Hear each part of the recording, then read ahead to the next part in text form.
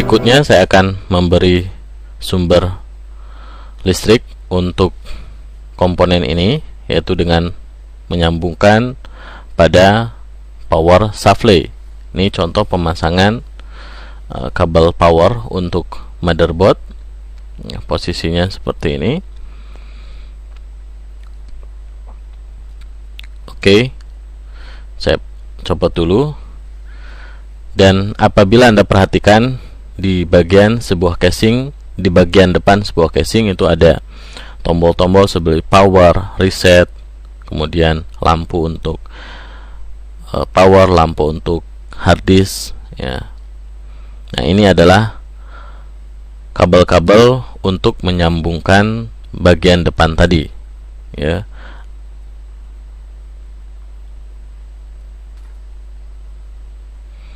Nah, ini contoh bagian depannya. Selain power ada juga USB, kemudian colokan untuk headphone dan mikrofon. Nah, kali ini saya balik dulu. Ini untuk mempermudah. Jadi selama ini belum saya pasang komponen ini ke casing, masih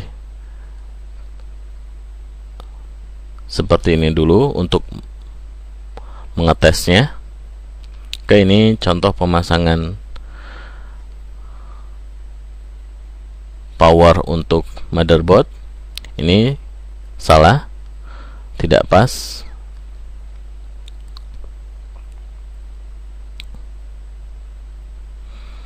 Ini juga sama, tidak pas, karena ini seharusnya adalah, nah itu di situ baru ini pas.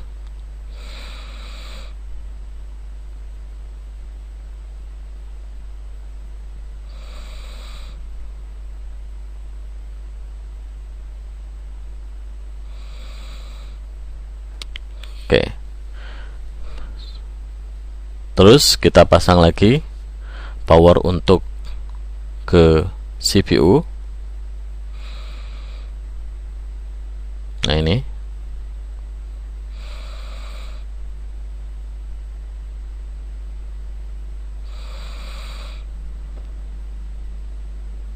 oke.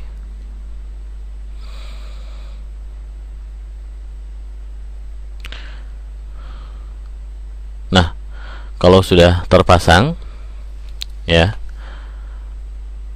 pada power ATX ini kontrol untuk menyalakan dan mematikan itu ada di motherboard. Jadi untuk menyalakannya kita bisa menyambungkan. Baiklah, pada kali ini saya akan menunjukkan kepada Anda bagaimana cara memasang atau menghubungkan, ya, tombol-tombol yang biasa ada di depan sebuah casing seperti power, reset, kemudian lampu, hard disk, ya, ke bagian yang ada di motherboard, ya.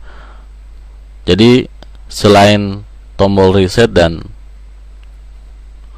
power, ya, kita juga bisa memanfaatkan USB yang ada di depan itu, ya, untuk kepraktisan. Jadi kita tidak mesti menggunakan USB yang ada di belakang motherboard.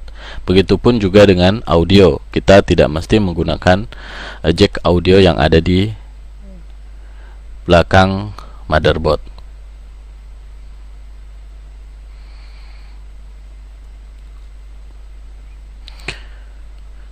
Oke, sekarang kita akan memasang dulu, ya, kabel-kabel yang menghubungkan tombol power, reset, dan indikasi hard disk. Nah, setelah di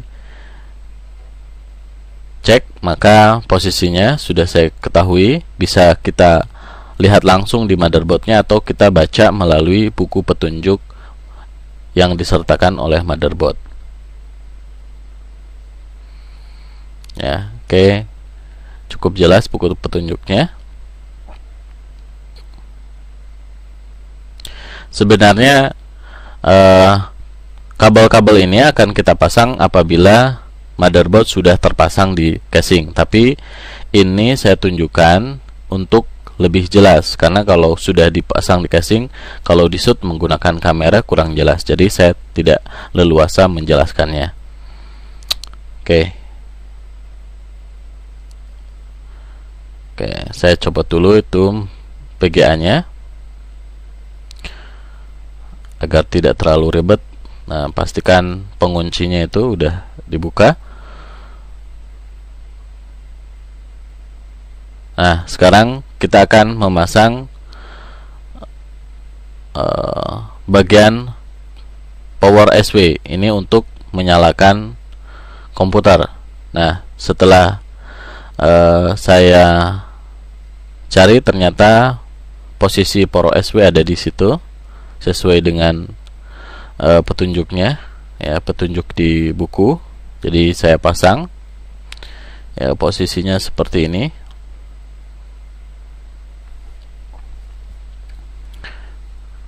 Ya,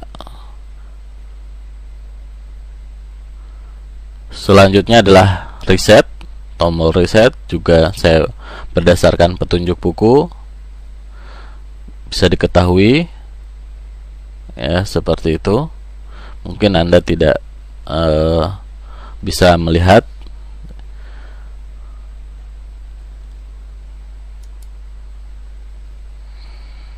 Oke, jadi Anda bisa menggunakan buku.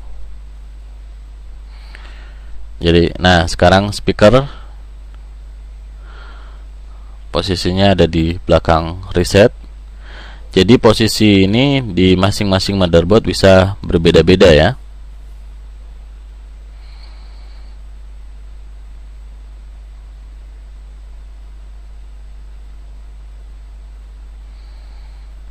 Selanjutnya adalah HDD LED. Ya, ini nanti akan nyala ketika harddisk sedang aktif. HDD LED ini bisa juga diistilahkan dengan ID LED. Contohnya di sini dia menuliskannya ID LED, ya, di buku petunjuk motherboard itu ID LED. Jadi sama, HDD LED dengan ID LED itu sama.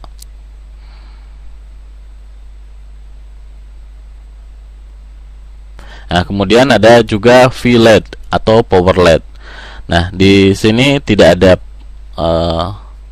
kabel Power LED, jadi kita bisa menggunakan kabel langsung, karena di sini menggunakan kabel langsung yang dihubungkan dengan kabel power, salah satu kabel power dari power supply.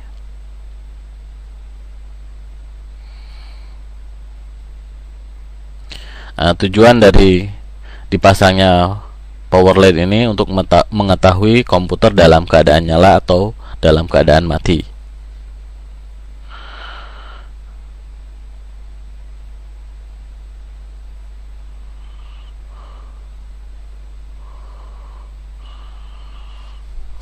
Nah, sekarang kita coba pasang saja powernya, kemudian kita akan coba untuk menyalakan. Oke.